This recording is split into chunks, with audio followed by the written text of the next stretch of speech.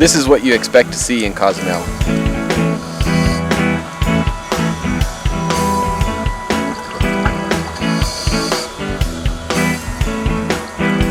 Excellent open water diving, pristine reefs, just teeming with life.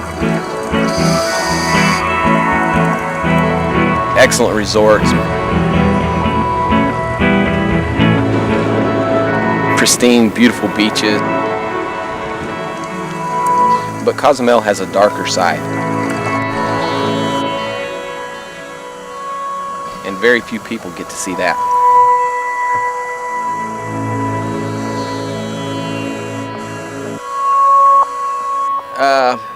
It's hard to describe the cave system as in one aspect, because the cave really has a lot of personalities.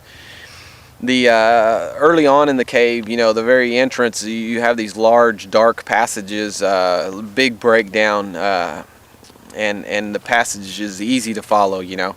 And you get back a little further, and it just suddenly switches, and the walls become white, and you have speleotherms, and you know, you have this large section like that, and you go around a corner, and it suddenly changes again, and it's all this really super brittle white limestone, and you go through that for a while, and you know, and then it changes again, and so it has a lot of personalities. We were approached at one of the NSS conventions by German Yanez, and he said he had a system that he needed help with our particular skills, and asked if we would be willing to help him. And you know, my first reaction was, yeah, great, you know, a new lead, a new possibility. But then after a few minutes, I got to thinking, and German Yanez is the safety officer for all of Central America. And if German needs help, I might need a little more detail into why. And he just said because the system is getting so extensive, it was getting beyond their range of comfort. And also the pushing part, which for us was a little out of our hands right now. We decided to call other people who has also the skills, who has the time, who has the integrity to do this in a professional way. We knew that there was artifacts in the system already, so one of our intentions was hopefully to find additional artifacts. And then the other aspect was just purely exploration. German had told us there was a lot of more passages there. He had leads that he hadn't touched yet, so we wanted to get in there and see if they went anywhere. The goal was to get the artifacts on film before they were taken away, and to push the end of the line, find new cave unexplored. First dive where Diego saw one of the artifacts, which is one of the explorers of this system as well,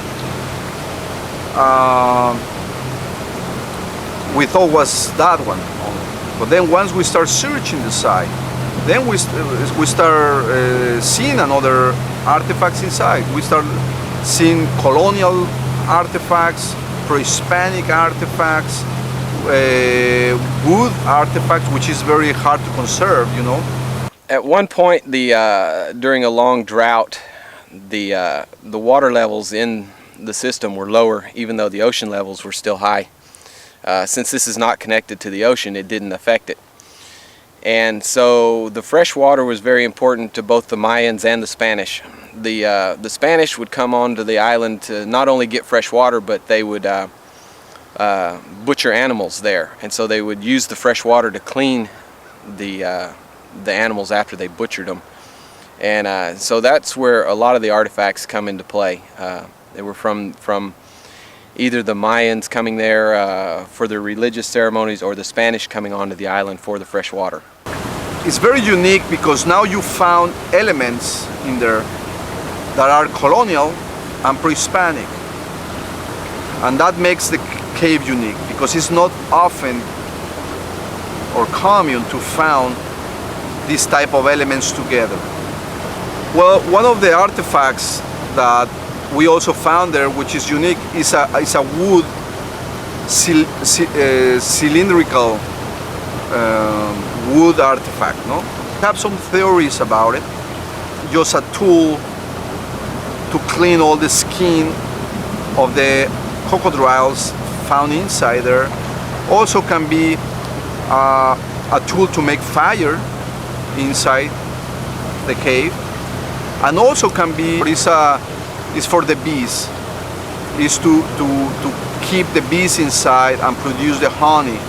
The Mayans were beekeepers, and they had a real small black bee that was very good for gathering honey. And so they would take a log and they would hollow it out, and they would put plugs in the ends that they could remove to get the honey out. But they would drill a real tiny hole in one side of it that only the little black bee could get in. And so I believe that's what this is. Well, the pre-Columbian Mayans and these cultures, the cenotes was something very important, not just in the mystical way. If you read some books, you will see that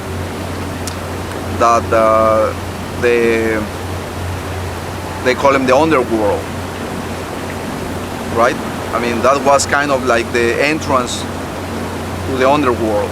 Was the blood pot, which is a Mayan artifact that has two holes in it, and the holes were put in it when the pot was made.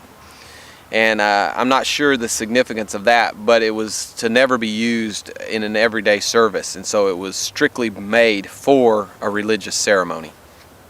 It's a huge honor to be asked to lead an expedition like this. It's, to me, a lot of personal gratification.